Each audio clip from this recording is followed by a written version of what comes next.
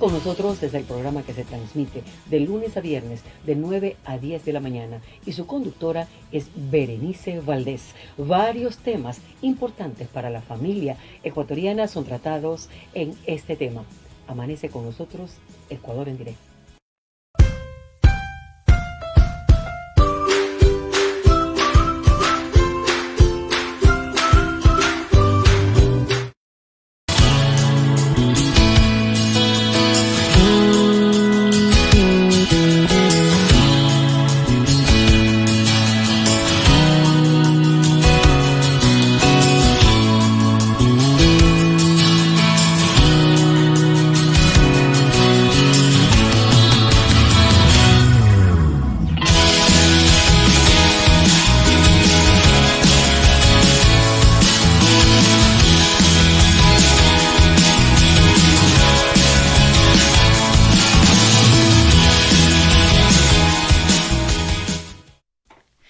¿Cómo están? Excelente día, jueves, con muchísima información. Para ello te quiero recomendar a que te conectes a través de www.ecuadorendirecto.com y también por Facebook Live, muy fácil y sencillo. Vas al buscador, pones Ecuador en directo, vas a la pestaña de videos y estarás conectada a nuestra programación para que puedas conocer toda la información que tenemos el día de hoy. Así que le damos la bienvenida a nuestra invitada, nuestra experta coaching en finanzas. Y vamos a estar hablando acerca de cómo los millennials manejan el dinero. Un tema importantísimo, más que todo en esta época que hay bastantes millennials, ¿no? Incluyéndome. Le damos la bienvenida a nuestra economista Sonia Vélez. ¿Cómo está? Hola, Berenice. Buenos días. Un gusto estar acá. Nuevamente. Sí, coméntenos un poquito. La mayoría de nosotros somos millennials, pero a veces no manejan bien su presupuesto. Entonces, ¿cómo ellos pueden manejar bien? Bueno, es importante entender primero que el grupo de millennials son aquellos que nacieron entre el año 80 y el año 2000, ¿no? Así que pues tenemos una generación entre 20 y 40 años hoy, que esta es la generación millennial, que pues ya tiene una carrera, ¿sí? Y obviamente están manejando ya sus recursos. Entonces es muy importante que ellos puedan administrar, este grupo pueda administrar como en todas las personas, pero igual este grupo que ya tiene una carrera, que tiene un acceso a la información, que han nacido con la tecnología, claro. Y eso realmente abre pues un panorama completamente distinto a la generación anterior. Entonces el tener el acceso a la tecnología, el tener acceso a mucha información a la mano, ha hecho varias cosas. Primero, que les ayude a tener mucha más información al momento de tomar una decisión de compra. Entonces, por ejemplo, si hacen un viaje o si van a comprar algo, pues ahora en las redes sociales ya tenemos mucha información respecto de otros consumidores. ¿Qué han hecho otros consumidores antes de adquirir ese producto o ese servicio? Entonces, esta generación que tiene la información en la mano, pues ya cuenta con estas herramientas para decir, bueno, decidir si compro o no compro. Sin embargo, y tengo aquí unas cifras interesantes de un estudio que hizo Pricewaterhouse esto es en Estados Unidos, acerca de cómo manejan los millennials el dinero. Y un dato interesante es que primero tienen una baja educación financiera. Alrededor solamente del 24% tienen una educación financiera básica y solo un 8% de la población. Este estudio lo hicieron alrededor de 5.500 o más millennials en Estados Unidos, así que es una cifra bastante interesante. Y lo que menciona aquí en este estudio es que el 8% tienen un nivel alto de educación financiera.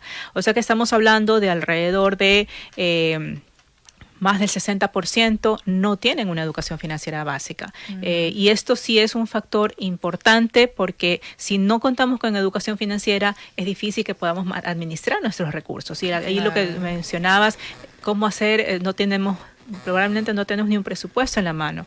Entonces, y el presupuesto es una herramienta financiera básica, fundamental, para poder proyectar nuestros ingresos, nuestros gastos y definir a dónde queremos que nuestro dinero se vaya, porque si no, nos quedamos en un momento diciendo, bueno, he ganado tanto, ¿verdad? He tenido estos ingresos, pero ¿qué se ha hecho mi dinero? ¿En qué lo he gastado? ¿No? Y el presupuesto sí va a permitir que uno defina, bueno, cuánto me voy a gastar en comidas, fuera de casa, en restaurantes, o en entretenimiento, o en viajes. Hoy muchos millennials viajan, ¿sí? Ese es uno de los rubros más importantes. Claro, es un rubro muy importante y no está mal, solamente que si no está dentro de su presupuesto, esto puede conllevar a problemas en su salud financiera. Exacto, porque vemos hoy en día, no es en todos los casos, pero por ejemplo ganan el salario básico y ellos se gastan 2 veces más de lo que ganan. Sí. Entonces es ahí el problema cuando no tienes una clara idea de cómo crear una cultura de presupuesto y de proformas en sus gastos. Sí, y mira que este estudio, que me pareció muy interesante, indica que el 53% de los millennials tiene sus tarjetas de crédito sobregiradas.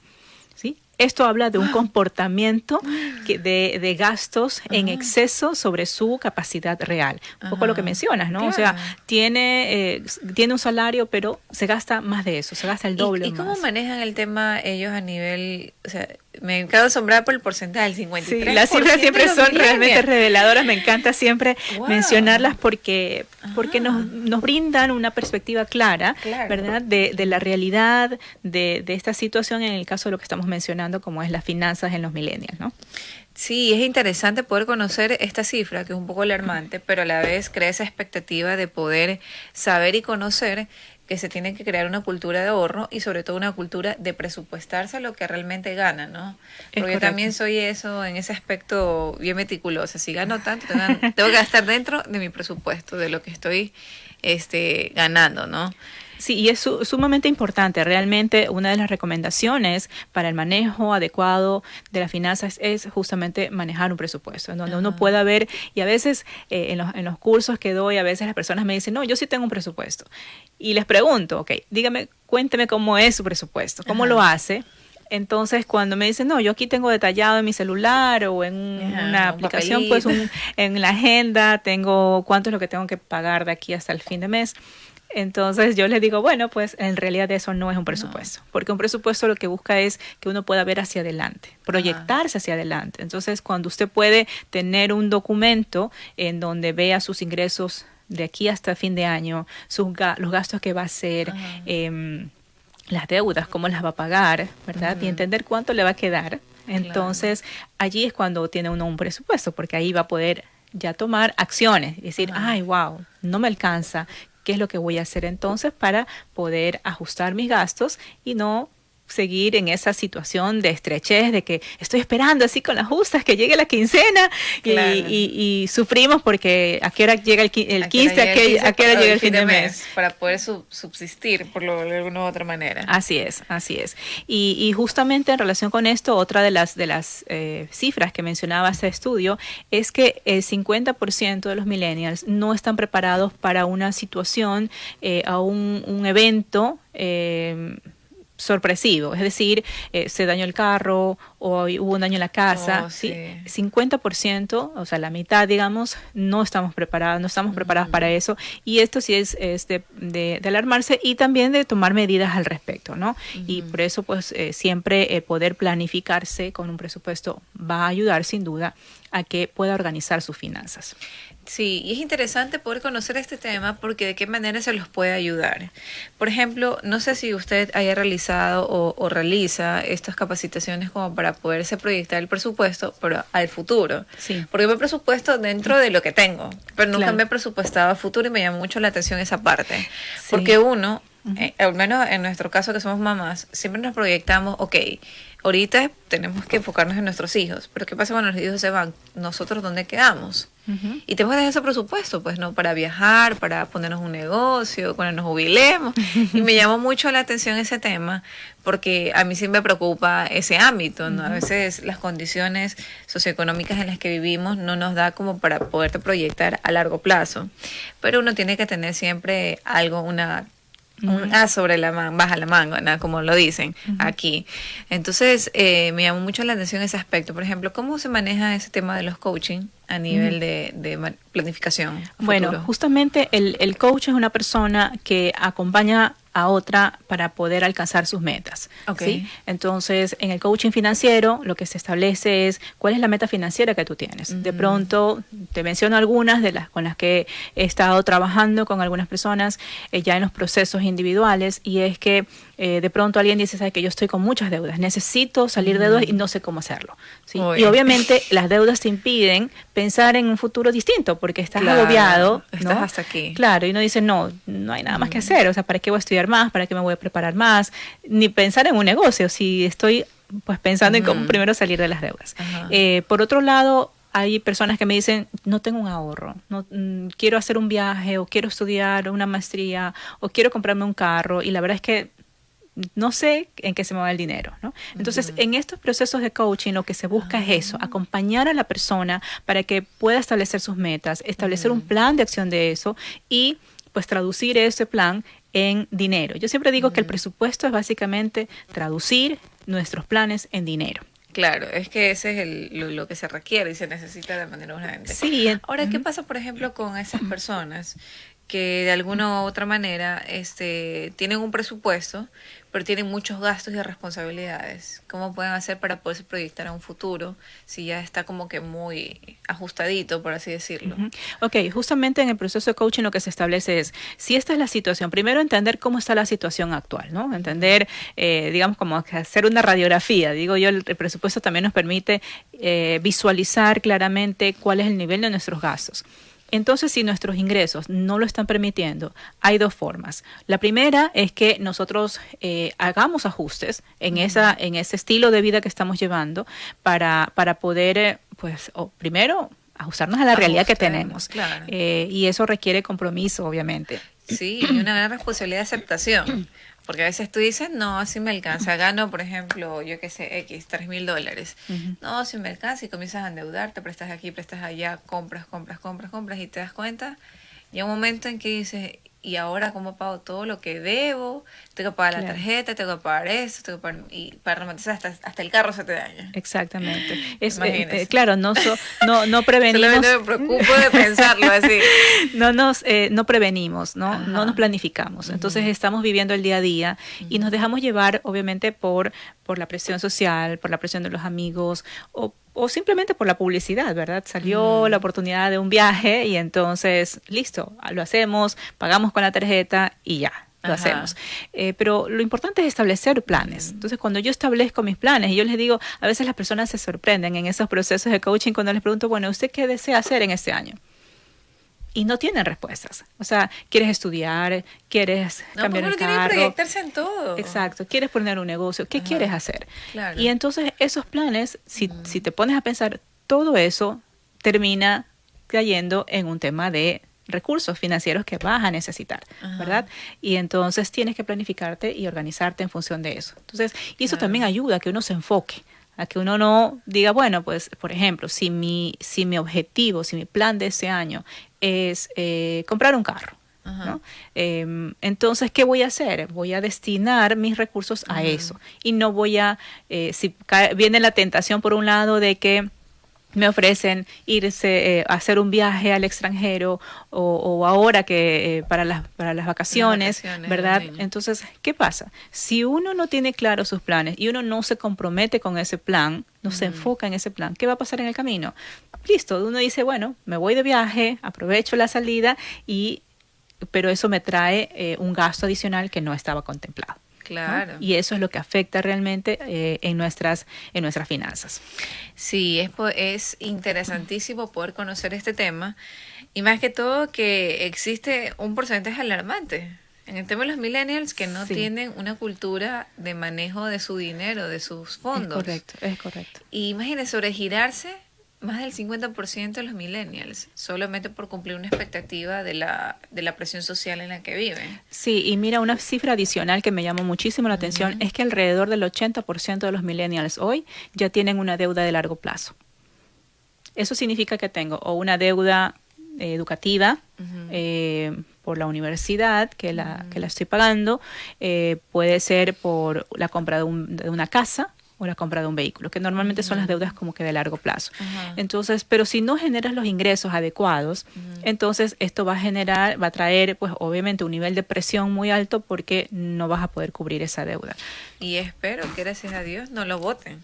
Porque imagínate si lo votan del trabajo en el que están, ¿cómo van a cubrir todos los gastos y responsabilidades mensuales? Porque las facturas van a llegar. Exactamente. Justamente ayer tuvimos un exponente hablando un análisis a nivel económico de la situación, de la realidad que está padeciendo el Ecuador.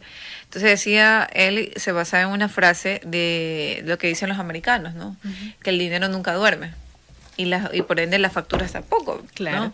Entonces imagínense cómo uno puede presupuestarse, en este caso los millennials, si existen estas alarmantes porcentajes en que no manejan bien sus fondos, si lo sacan, lo despiden o inclusive ellos no soportan la presión de su trabajo y renuncian, ¿cómo pueden ellos cumplir con sus obligaciones mensuales? Sí, es realmente preocupante, pero es importante tomar acción al respecto.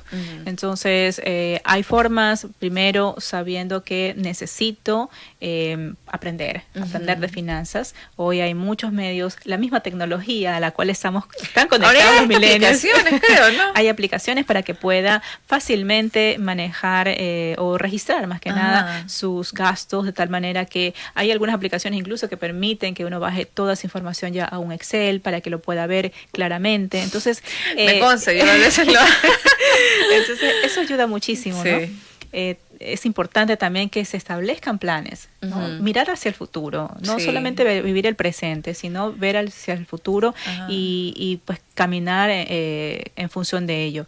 Si ya tiene una deuda hoy, saber que necesita cubrirla, ¿no? Y necesita cubrirla con los ingresos que está teniendo. No decir, bueno, una idea muy equivocada que tenemos en general es que las tarjetas de crédito es como un salario adicional que tenemos, ¿no? Y entonces esa creencia nos lleva a gastar más de lo que realmente tenemos. Así Sí. que es importante, edúquese de manera en la parte financiera, Baje aplicaciones, establezca por último, si no conoce. bases aplicaciones, hay muchas realmente en la red que uno las puede utilizar con mucha facilidad. Hay unas que son gratuitas, muchas de ellas son gratuitas, así que puede utilizarlas. Si ya necesita algunas herramientas adicionales, pues ya tiene que pagar un valor de Un valor suscripción adicional. Pero mensual. súper bueno, imagínate Pero que te ayude. son realmente útiles Para no pasarse en rojo. para llevar el control, ¿no? Porque si uno no registra, a veces las personas me dicen, no, si yo lo tengo clarito en mi cabeza, yo sé cuánto es lo que tengo que pagar. Pero en realidad no funciona así. Uno lo puede tener en la cabeza, pero cuando uno ya lo ve en el papel o en el Excel, que pues en la computadora es más fácil visualizarlo, la verdad es que la perspectiva es completamente distinta. Y me pasa, porque por ejemplo, a veces uno hace esos gastos mínimos y pasa a la tarjeta, pues, ¿no? Y dices, bueno, ya, ahí voy como que me pongo 200, tú dices, bueno, van 200. Cuando realmente te sientas, haces un análisis, ya casi vas llegando a 400. Y tú dices, Claro. ¿en qué momento me excedí? Y ahora, ¿cómo lo voy a pagar? Pero realmente este tema es importantísimo para conocer, sobre todo en el caso de los millennials, que son muchísimos, lo decíamos, Es una desde los gran- años 80 hasta los que nacieron por el 2000, tienen que aprender a manejar finanzas y sobre todo conocer un poco más acerca de cómo poder cubrir esos gastos, pero con expectativas claras o claves específicas para poder manejar su presupuesto. Sí, más aún porque la verdad es que muchos autores coinciden en que los millennials son la generación de consumidores más importantes a nivel mundial. Así que si son los consumidores hoy por excelencia, necesitamos que esos consumidores sean bien educados para que entonces en el futuro no se vuelva un problema su situación financiera. ¿Usted cree que a nivel educativo se debe implementar una materia, por ejemplo, en el colegio? Definitivamente. Porque yo veo que, implementarla. porque yo veo mucho incorporarla. que los jóvenes hoy en día, al menos bueno, yo en mi época ni me dejaban salir, pues no, pero ahora veo que arman sus fiestas, que sus novatadas, que no sé qué, por aquí, por allá.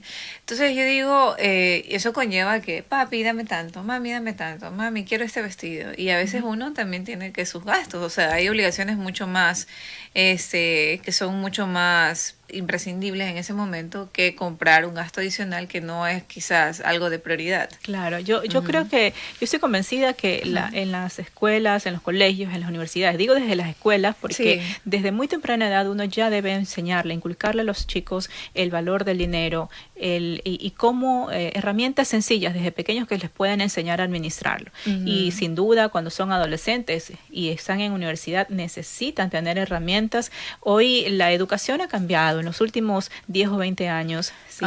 Y podemos ver una educación en donde se les imparte a chicos de herramientas distintas para que ellos puedan desenvolverse de manera integral en su vida, ¿verdad? Y las finanzas definitivamente deberían ser parte de ello, porque todos manejamos recursos, todos manejamos dinero. Unos dicen es que yo tengo menos, yo tengo más, no importa la cantidad que tenga, pero si no lo sabe administrar, si eso poco que hoy puede tener, ¿cómo lo va a hacer más? ¿Cómo lo va a multiplicar si no sabe administrarlo? Es verdad. ¿Sí? Y el que tiene más, si no lo sabe administrar, lo puede perder. Lo puede perder, claro. Entonces, en todo sentido, para todos, aplica el manejo del dinero. Y es importante, realmente debería haber una política de gobierno que establezca que todos los colegios y universidades incluyan el tema del manejo del dinero personal para todo ámbito. Así es, realmente para mí ha sido un gusto y un placer poder dialogar con usted sobre este tema y también decirle a todo el público que tiene que conectarse a través de nuestro fanpage, nuestro Instagram y poder ahí ver todas las entrevistas de Amanece con nosotros, también nuestro canal de YouTube, para que puedas conocer acerca de este tema tan interactivo, tan dinámico y sobre todo tan importante, los millennials, cómo pueden manejar su presupuesto, sus gastos, y aquí te hemos dado los mejores tips y recomendaciones. Sí, y solamente una cosita rápida, si es que quisieran ya empezar a aprenderlo, la próxima semana voy a tener un curso que es justamente de fitness financiero. ¿Sí? Vamos a estarlo dando el día 20 de febrero, que es el día jueves. Así que si usted quiere, pues puede inscribirse. Todavía tenemos unos cupos disponibles. Ahí George nos puede ayudar con la claqueta de información y están los números telefónicos en pantalla para que puedan ver y sobre todo todavía hay cupos disponibles, sí, ¿no? Todavía tenemos cupos disponibles, así que ya puede. puede. ¿Dónde se va a realizar? Lo voy a hacer en Conexión Total, que queda en Urdesa, en la avenida Las Lomas y calle Cuarta. ¿A qué hora? Va a ser de 6:30 de la tarde a 9 de la noche. Ya, súper accesible para que todos puedan asistir. Sí, es un horario muy, muy bueno para que incluso aquellos que trabajan pues puedan tener tiempo a llegar. Y aquí lo que vamos a ver son 3 cosas principalmente. Primero, identificar aquellas creencias o hábitos que están afectando nuestra manera de manejar el dinero. Sí, mira, una creencia que vimos por acá es pensar que la tarjeta de crédito es un ingreso adicional y entonces fácil se paga. Es equivocado y esto nos lleva obviamente a caer en deudas mayores de las que podemos asumir.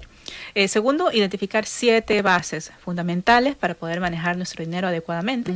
Y en tercer lugar, cómo hacer un plan muy sencillo para reducir nuestros gastos y de esta manera empezar a poner nuestras finanzas en forma.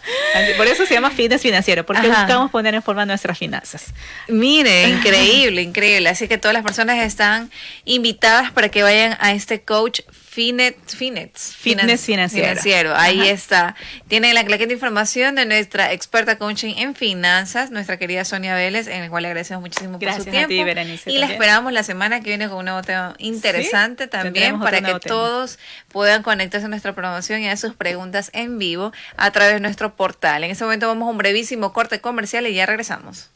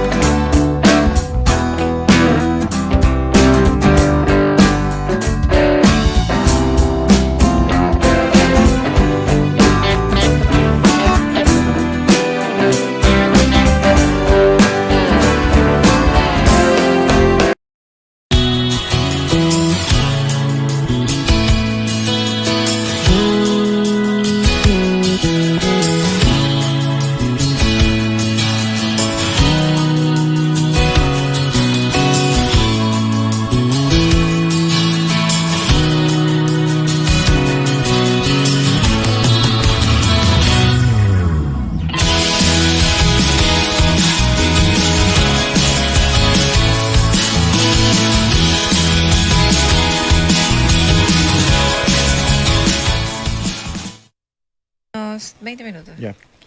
¿Cómo están? Regresando ese brevísimo corte comercial. En ese momento entramos a un nuevo segmento y sobre todo poder conocer este challenge que se está viralizando a través del mundo, en el cual es un reto realmente no saludable, que no solamente vulnera los derechos de los niños, niñas y adolescentes, sino también tiene sus repercusiones y afectaciones graves. Ya en Ecuador ha existido un fallecido por este tema, este reto rompecráneos, en el cual tenemos nuestro invitado, el magíster Emilio Carrillo, quien es director del programa Guayaquil Aldeas Infantiles SOS Ecuador. ¿Cómo está? Bienvenido. Buenos días, es un gusto estar acá. Creo que es importante señalar que no debemos de permitir que la violencia, que las agresiones se vuelvan costumbres cotidianas, se vuelvan formas de relacionamiento cotidiano y que de alguna manera queden aprobadas o se normalicen por denominarlas de alguna manera como challenge o un reto. Entonces, en ese sentido, sí es importante ser crítico alrededor de estas situaciones que se presentan y abordar el tema en los diferentes contextos donde hay que hacerlo, es decir, la escuela, la familia, el grupo de amigos también. Creo que es importante ver la posibilidad de que incluso entre los adolescentes pudieran dialogar de lo que implica esto y sobre todo implementar estrategias que ayuden a reducir riesgos que en el caso como este está implícita la vida. Claro. El caso al que te referías, entiendo que todavía no es un caso que ha fallecido, pero sí es un caso que estuvo muy grave en el hospital. Y muchas de las lesiones a veces no se presentan de manera inmediata. Después de que te das un golpe en el cerebro que también tiene que ver con la columna cervical, o sea, las lesiones pueden ser muy graves. Muy graves. Y no siempre los efectos son inmediatos. Pueden aparecer después de un tiempo y pueden ser graves. Por ejemplo, este reto que se está haciendo en este momento es a nivel mundial.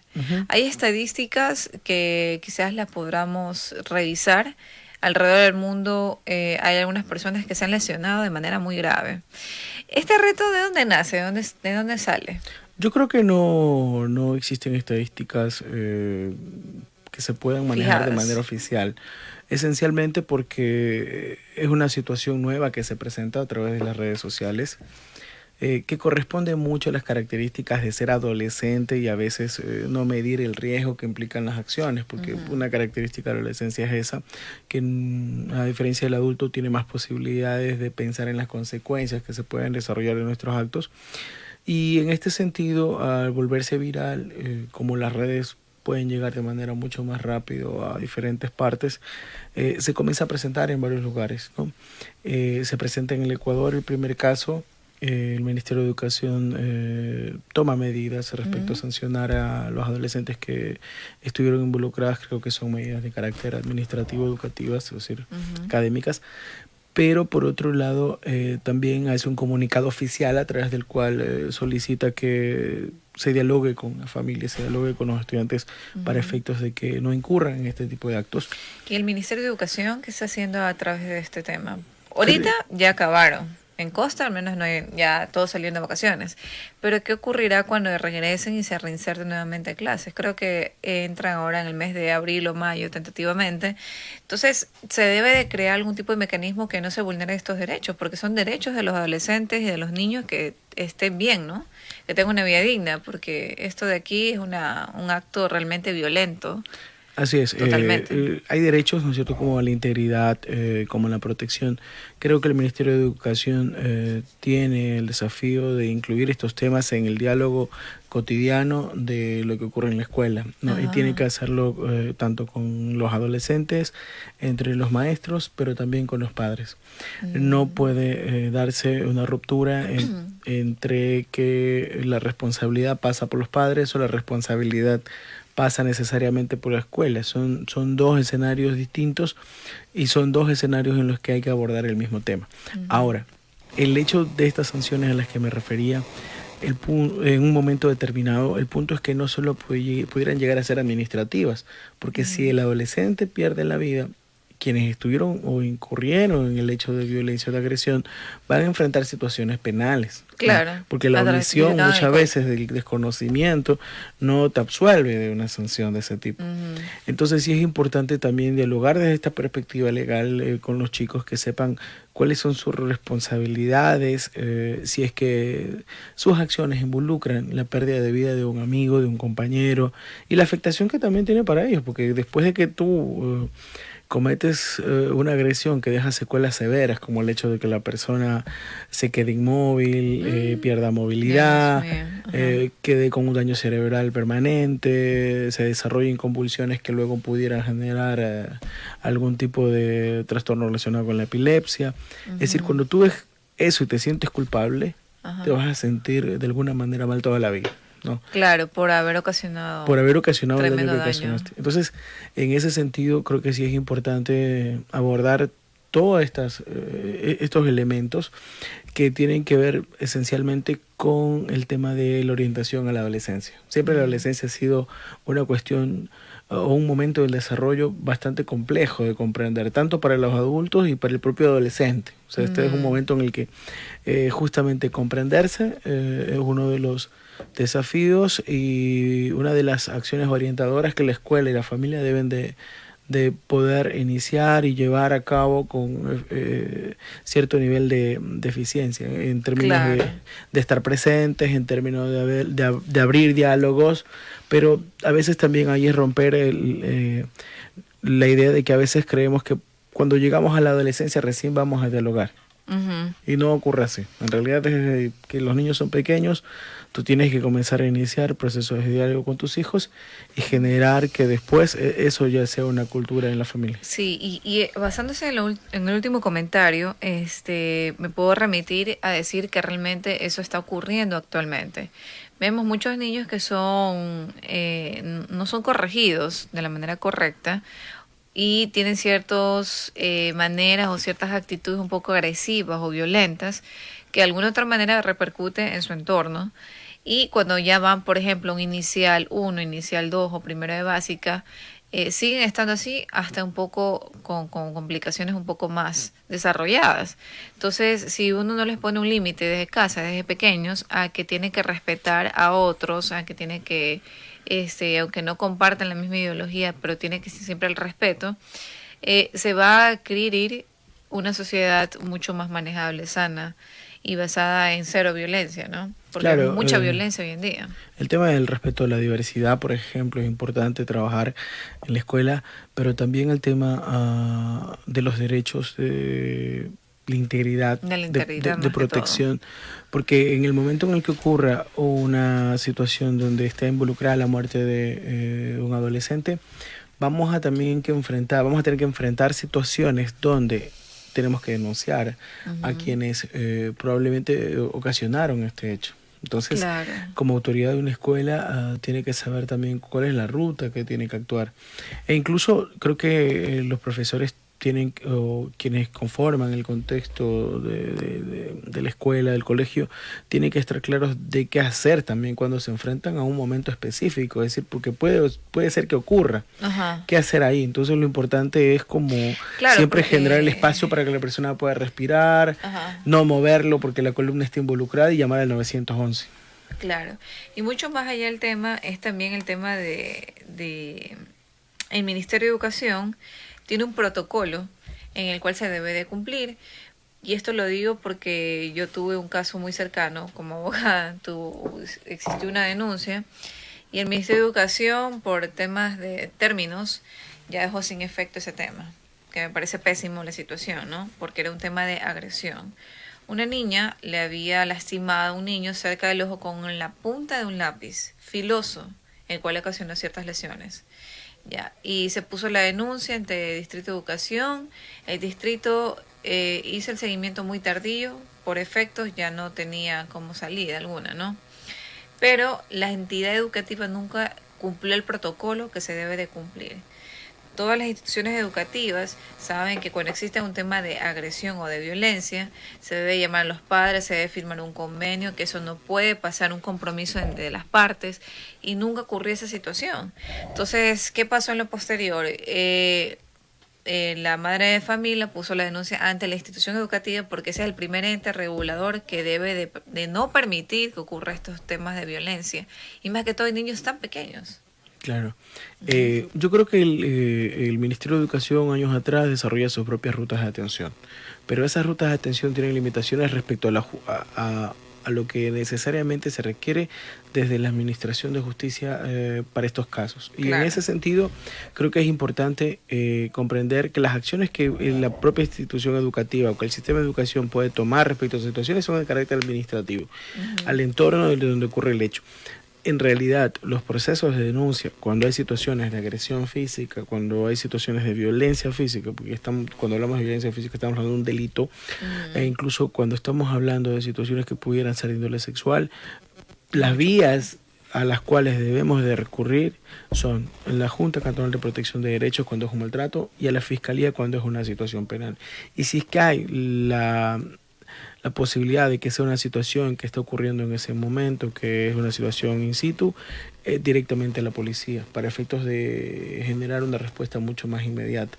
Y porque técnicamente, desde mi apreciación, las rutas de educación tienen más una perspectiva desde el abordaje de la escuela. Y en ese sentido, sí es importante también observar y comprender que en este momento estamos hablando de un reto que se ha denominado rompecráneos, es decir, el nombre ya te Va dice, enfocado ya te que es dice violento. que exactamente, ya te dice que algo va a pasar ahí, que es muy grave, pero podemos después de unos meses estar enfrentando otro reto que implica asimismo otro tema de riesgo para un adolescente. Por eso la necesidad del diálogo. Por eso yo pregunté al inicio de la entrevista, ¿de dónde surgen estos retos? Porque estos retos realmente no, bueno, fueron un reto positivo, ¿no? Por ejemplo, el reto, yo qué sé, de reforestación, ¿no? El reto de un cambio ante la emergencia climática o un cambio ante la educación, o sea, no al bullying. Pero estos retos que no tienen nada productivo, sino que conllevan a que se degenere la misma persona, que ponga en riesgo su integridad física. No sé de dónde salen esto. ¿Esto lo creen los mismos adolescentes? Sí, esta es una situación nueva que estamos enfrentando, ¿no? Un poco en este proceso de aprendizaje de cómo utilizar las redes sociales y este espacio público que se genera en el ámbito de las redes, en el cual también el adolescente, más allá de que también desde lo cotidiano enfrenta muchas veces la posibilidad de crecer parte de un grupo, también busca por esta vía presentarse públicamente y tener un nivel de incidencia en ese espacio. Pero el tema es que estos retos aparecen en diferentes partes del mundo, algunos centrados en temas, desde los adultos, en temas de prevención climática, pero el punto es que cuando los adolescentes empiezan a generar estos espacios y estos contenidos, lamentablemente vemos que se dan algunos casos donde implican situaciones de riesgo. Hay un reto también en México que se llama de las 72 horas. O sea, el reto es desaparecerte de tu casa por 72 horas, ¿no? Y en México, que es el índice más alto a nivel así es. Y de alguna manera el que gana es el que genera mayor alerta respecto a su desaparición, ¿no? Entonces, por ahí viene el tema de comprender qué está pasando en los contextos educativos y familiares y estos están respondiendo a las necesidades de orientación que tienen los adolescentes, ¿no? Y si es que no se tiene un enfoque de derechos para abordar estos temas y si no se tiene una comunicación que le permita al adolescente hablar, que le permita al adolescente expresarse, decir que está en desacuerdo de muchas cosas, ser escuchado, y el rol que tomamos es como de retarlos, de sancionarlos, no vamos a generar condiciones para el diálogo. En este caso, por ejemplo, los adolescentes, más que todo, que son un poco más complicados de manejar el diálogo con ellos, porque ellos no entienden a las malas ni a las buenas. O sea, hay que buscar el mecanismo para cada adolescente, a través del diálogo, a través probablemente de obras teatrales o del deporte. No sé, me invento. ¿Cómo se puede crear esos mecanismos de alguna u otra manera y cómo SOS Aldeas del Ecuador está influyendo en este tema en el ámbito educacional? Ya, yo creo que hay que comprender primero desde la perspectiva del desarrollo qué implica la adolescencia, ¿no? Qué necesidades hay, qué características tiene, cuáles son los procesos de comunicación que se deben de crear para efectos de trabajar con un adolescente, dialogar y acompañar a un adolescente. Y eso es importante que se incorpore como parte del enfoque de trabajo que se tiene con ellos en cualquier espacio educativo, porque puede ser una academia de arte donde se presente el problema, puede ser también un contexto de la comunidad. Creo que hay que hacer una comprensión desde la familia, las escuelas y estas instituciones. Ahora, desde el DEAS Infantiles, nosotros muchas veces hemos hablado de la labor que hacemos respecto a la prevención de la violencia, tanto en la comunidad y en el contexto familiar. Entonces, para nosotros sí son situaciones que tienen que ver mucho con la vida en familia y con la vida en comunidad. Pero al mismo tiempo, como tenemos a nuestros niños, niñas, adolescentes que viven en los sistemas de acogimiento, también están expuestos a enfrentar estas situaciones dentro del sistema educativo cuando comparten, conviven con sus compañeros de colegio. Entonces, para nosotros es importante orientar esto, hablarlo, el tema con los chicos y también hablarlo con las escuelas donde muchas veces están nuestros niños, niñas, adolescentes.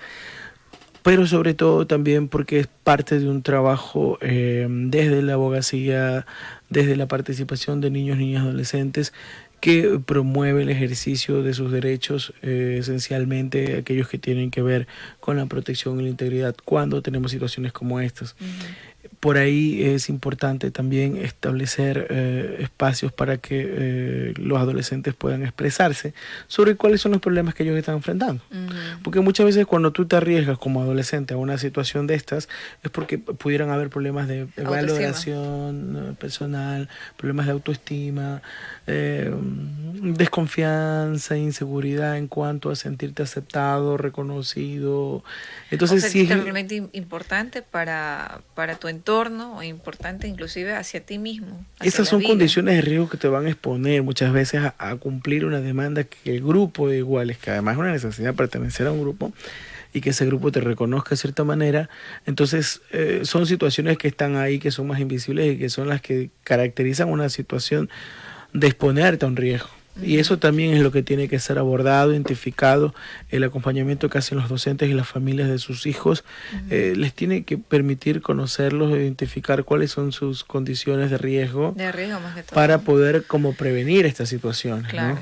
Y generar confianza. Y si es que estamos ante una situación de un adolescente que ya continuamente se ha expuesto a varios riesgos, creo que es importante buscar ayuda también, es decir, ayuda psicológica. Así es. Entonces, nosotros siempre desde la solicitud que hacemos a quienes quieren colaborar con el DEAS Infantiles SOS a través de Ser un Amigo SOS, siempre también les decimos, bueno, que todos sus aportes se van en educación, salud, pero también en terapia psicológica, porque muchas veces enfrentamos situaciones de niños que ingresan a nuestros sistemas y que vienen de contextos familiares muy complejos donde la violencia se normaliza y en un contexto social, cultural de una escuela de educación se pueden normalizar conductas que ponen en riesgo a muchos. A muchos, es verdad.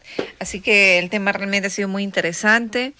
Y a todas las personas se les recomienda a que hablen en sus hogares, más que todo, este tema, más que todo es familiar, ¿no? Si tú les inculcas cosas positivas a tu hijo y le implicas todos los pormenores o todas las afectaciones que tienes en lo posterior, se va a evitar este tema también, ¿no? El diálogo es importantísimo. Hay una denuncia que es más inmediata, que es cuando el adolescente, o un pedido de ayuda, digámoslo de otra manera, cuando el adolescente te dice, tengo un problema, papá, mamá, ¿qué hago? ¿Cómo me ayudas? Si es que un adolescente o un niño no tiene la posibilidad de recurrir a su padre para ver una orientación sobre una situación en la que requiere ayuda, creo que las posibilidades de prevenir riesgos en ese adolescente son mucho más difíciles. Y si la escuela no genera desde los docentes una situación de confianza para que también se apoyen ellos, más complejo todavía. Realmente agradezco mucho a nuestro invitado el día del Magíster Emilio Carrillo, que nos ha estado acompañando, director de SOS Aldeas del Ecuador, y también le doy un saludo a todas las personas que están conectadas con nosotros. Un saludito para Betty López, que nos está viendo desde Estados Unidos, también para Javier Salgado, que está conectado a nuestra programación, también para el abogado Mauricio Murillo, que también se acaba de conectar a nuestra programación. Y si no has visto la entrevista desde su inicio, puedes conectarte a través de nuestro canal de YouTube. Muy fácil y sencillo, pones Amanece con nosotros, y también nos puedes encontrar en el fanpage en el Instagram para que puedas ver toda la programación. Conmigo será hasta el día de mañana, esperando que te encuentres muy bien. Chao, chao.